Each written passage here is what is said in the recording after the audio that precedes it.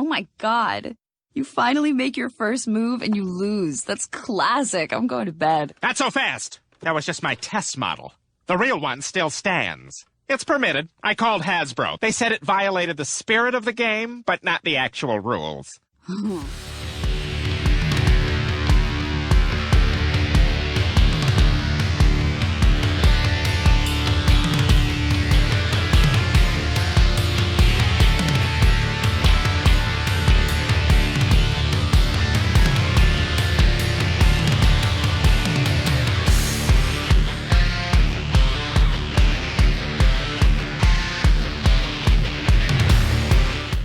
Hey everyone, once again we visit Joker's bar on Almar Spaceport to meet a few more characters who are part of that fateful first meeting. The third kit I'm going to build is MB24031 and is titled quite simply, Wow, I Like It. This kit contains 3 figurines, namely an amused Anton, his badly behaved robot Robie, and poor Ivet, the android waitress. The back of the box contains the familiar write-up of all the characters to explain how these 3 wound up at Almar Station. The paint tables are quite elaborate, which is to be expected for the 3 diverse and colourful characters who are featured in this set. Inside the box we have the usual set of build instructions and the same basic painting guide as with the previous kits. The plastic sprue is neatly divided into 3 sections. The top section has all the bits and pieces needed to put together the miniature figure of Anton's robot companion, Robie. In the middle, we have all of Anton's parts, including a formidable looking blaster weapon. The bottom section contains the parts to build up Ivett, the android barmaid. At first I was happy because I thought her serving tray was another bar stool. These are sadly in short supply for the diorama. Robie's parts were clipped from his sprue and I carefully scraped away the seam lines with an X-Acto blade. I assembled him using Tamiya extra thin cement, which is my go-to styrene adhesive.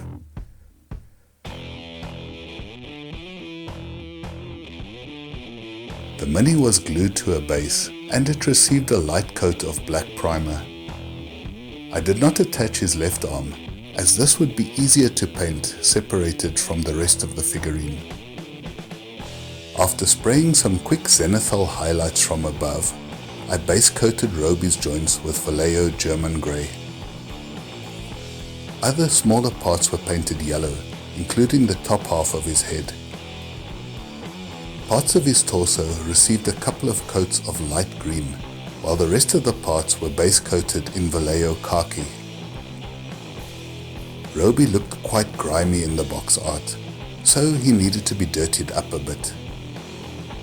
I covered all his parts with a dark tone wash from Army Painter. After a second coat, he looked suitably greasy and in need of a good sponge bath. Robie was originally designed to be a home assistant. However, fate and a few makeshift repairs changed his life dramatically. Anton acquired him during one of his illegal military operations on a peripheral planet. Robie suffered quite a lot of damage during a skirmish between a band of mercenaries and the local colonists. Robie's left arm and one of his feet were damaged during the fight and had to be replaced with limbs from a destroyed battle robot. As a result of these modifications, Robie's electronics were a bit scrambled. His personality changed almost overnight, and he developed a bizarre sense of humor, which was not part of his original programming.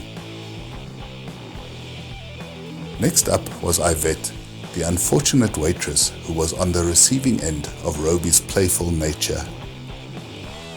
Her parts were gently trimmed from their sprue tree, and the mold lines were scraped off and sanded smooth. I glued her bits together with Tamiya extra thin cement and did some filling and sanding around her shoulders. She received a couple of layers of Vallejo black base coat. This was helpful as one immediately notices if there are any gaps or seam lines which need to be taken care of. A zenithal highlight was sprayed from above, using white ink through an airbrush. This revealed a lot of detail in the Mini, such as buttons and joints and other small mechanical parts. All of the areas of exposed flesh were given a couple of thin layers of Vallejo brown rose as a base coat. Her metallic parts were blocked in with Tamiya XF16 flat aluminium, while her joints received a coat of Vallejo dark grey. I applied some Tamiya panel line accent colour to the detailed areas of the Mini. I used a fine brush in this step, as it allowed for more accuracy. The cocktail glass on her drinks tray proved to be quite challenging.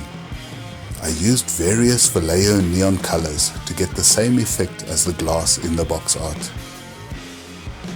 Her apron was painted separately and glued on later. Her hair was painted purple, as indicated in the instructions. I thought this looked very cool, and it reminded me of the moon base ladies from the Jerry Anderson TV series UFO. I gradually built up her skin tones and painted in the irises of her eyes. For her pupils, I used a 005 micron pen, which is a lot more accurate than a paintbrush. Artificially created in the complete likeness of a human female, Ivett is quite capable of learning, but her functions were limited to those of a maintenance staff android. However, hackers found a way to illegally bypass these restrictions, and as a result, caused her to have some unconventional functions. There were unconfirmed reports that these hackers actually worked for the government, which was rumored to routinely modify innocent robots and androids to do its dirty work. Drag, the head of the security service of the spaceport, had used Ivett as an informer on numerous occasions in the past. The third Mini in this set is Anton, the space mercenary. His parts were cut and trimmed and all glued together. His night vision goggles and blaster rifle were kept as separate pieces, which would make them easier to paint later on. The Mini was pinned to a base and received the usual black base coat and zenithal highlights. After applying his skin tone base coat, various shades of green were applied to his uniform. During this initial phase, the colors look unusually bright and garish, but they would become a lot more subdued after an application of army-painted dark tone wash. After his base coat had dried, I applied this dark wash quite liberally to all parts of his clothing. I was careful to check that this wash did not pool in areas where it was not supposed to be. The wash brought out the shadow detail in his clothing quite nicely, and all that was left was to apply some highlights to the lighter areas of his uniform. Anton was a true space mercenary, and he would take on any job that came his way. His motto had always been one day at a time, and his main ambition was just to survive that very day.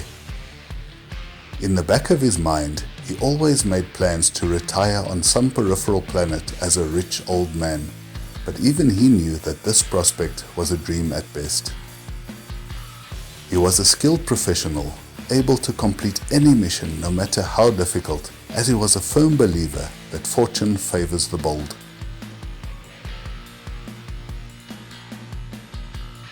Once again, Master Box has produced a remarkable kit and a fine addition to the saga of Strange Company. It is a set filled with colourful characters who add their own unique tales to the adventures at the end of the universe. So long, and thanks for watching.